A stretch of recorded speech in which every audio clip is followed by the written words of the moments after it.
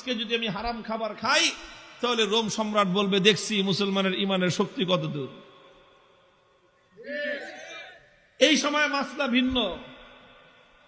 এরকম পরিস্থিতি যদি কারো হয় তাহলে মাসলা ভিন্ন।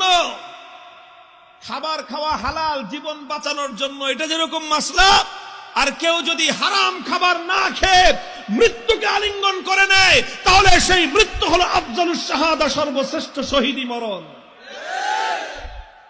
আব্দুল্লাহ বিন হুযাফা চিন্তা করলেন এখন মাসলা দুইটা আছে, একটা হলো ফাঁকফোকরের রাস্তা, আমি এখন হারাম খেয়ে জীবন বাঁচাতে পারি, আর একটা মাসলা কি, আমি যদি আমার জীবনকে উৎসর্গ করে দেই আমার একজনের জীবন যাবে কিন্তু কিয়ামত পর্যন্তের জন্য রোম সম্রাটের দরবারে ইসলামের ঝান্ডা সমুন্নত হয়ে যাবে। সম্রাট বলবে যে মুসলমানের ইমান বাপরে বাপ, জীবন যেতে পারে কিন্তু মুসলমান ইসলামের গৌরব ভুলুণ্ঠিত হতে দেয় না। তিনি খান নাই, লাথি মারছেন একটা, এক লাথিতে সমস্ত শুয়োরের গোশত আর মদের পাত্রগুলো ভেঙ্গে চূর্ণ বিচূর্ণ হয়ে গেছে। এখন সম্রাট ডাক্তার কয় কিরে তুই না কইলি জীবন বলে বাঁচবে না, তেজ দিকে এখন অত। ডাক্তার কয় আমাদের ডাক্তারি মতে তো এত তেজ থাকার কথা না, এটা তো ডাক্তারি মতের তেজ না, এটা তো ইমানি তেজ। এই তেজ এটা শরীরের তেজ না, এটা রুহের তেজ। এটা শরীরের শক্তি নয়, এটা আত্মার শক্তি। যে ইমানদার আল্লাহর ইমান, আল্লাহর উপর আস্থা এবং ভরসাকে দুনিয়াদারদের সামনে মাথা উঁচু করে দাঁড় করাবার চেষ্টা করে, আল্লাহ পাক তার আত্মার মধ্যে অফুরন্ত শক্তি দান করেন। আব্দুল্লাহ বিন হুযাফা যখন এটা করলেন, এবার রোম সম্রাট বলে যে দুইবার খেললাম, দোনো খেলায় হারছি। দুইবার হলো না, প্রথমবার লোভ দিছে, জিতছে না হারছে। দ্বিতীয়বার খাওয়ান দাওয়ান বন্ধ করে টাইট দিছে, জিতছে না হারছে। এবার ফাইনাল খেলা, খেলা হবে। কি খেলা?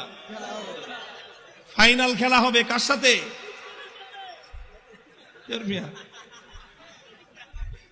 এদের সাথে তো খেলা শেষ করে দিয়ে আসছি তার এলাকায় গিয়ে।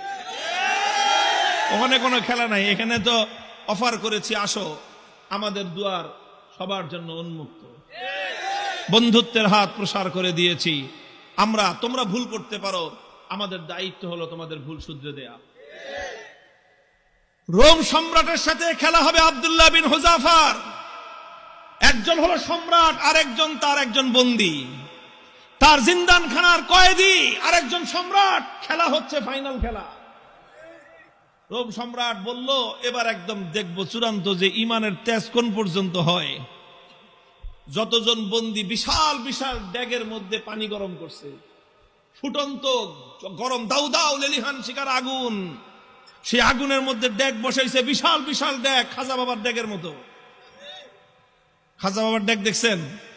বাংলাদেশে আছে হলো শাহজালালের মাজারের ড্যাগ একটা আছে, ওটার মধ্যে বালতি নিয়ে নামে একজন সঙ্গ লাগায়া খিচুড়ি উঠাইতে, দেখেন নাই?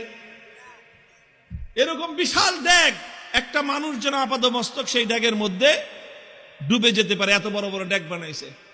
ড্যাগ বানায় তারপরে লাকড়ি দিয়ে লেলিহান শিকার আগুন জ্বালাইছে, সে আগুন জ্বালায় তারপরে এই তো পানি দিয়ে ভরে দিছে। পানি যখন টকবক টকবক করতেছে, এবার আব্দুল্লাহ বিন হুযাফা সহ তার সমস্ত বন্দীদেরকে ডেকে আনছে। ডেকে এনে বলছে, আব্দুল্লাহ বিন হুযাফা এবার তোমার সাথে কোনটা খেলা? ফাইনাল। তোমাকে সর্বশেষ সুযোগ দিচ্ছি, তুমি দুইবার আমাকে ডিনাই করেছো, আমাকে অপমান করেছো, এবার লাস্ট সুযোগ তোমার জন্য। এই যে দেখো গরম পানি, কথা মানবি আর নাহলে একটা একটা করে এই গরম পানির মধ্যে ছাড়বো, আর পানির মধ্যে ছাড়ার সাথে সাথে দেখবা মৃত্যু কত বিভীষিকাময়।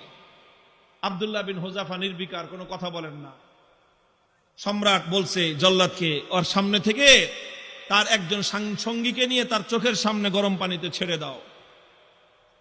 ঠিকই আব্দুল্লাহ বিন হুযাফা রাদিয়াল্লাহু তাআলা আনহু একজন সাথীকে নিয়ে গরম পানির মধ্যে ছেড়ে দেওয়া হলো। মুহূর্তের মধ্যে বিভৎসভাবে তার মৃত্যু হলো, তিনি শাহাদাত বরণ করলেন। চোখে তাকায়া দেখলেন কিচ্ছু, কোনো কথা নাই। এবার বলল যে এবার ওরে ধরে নিয়ে যাও। আব্দুল্লাহ বিন হুযাফা রাদিয়াল্লাহু তাআলা আনহুকে এবার ধরে নিয়ে যাওয়া শুরু করলো। বাদশা খেয়াল করতেছে যে মনোভাবটা কি চেঞ্জ হয় কিনা, একটু অন্তত ভয় পায় কিনা। একটু ভয় পাইলেও মনে করবে যে যাক কোন রকম মর্যাদাটা রক্ষা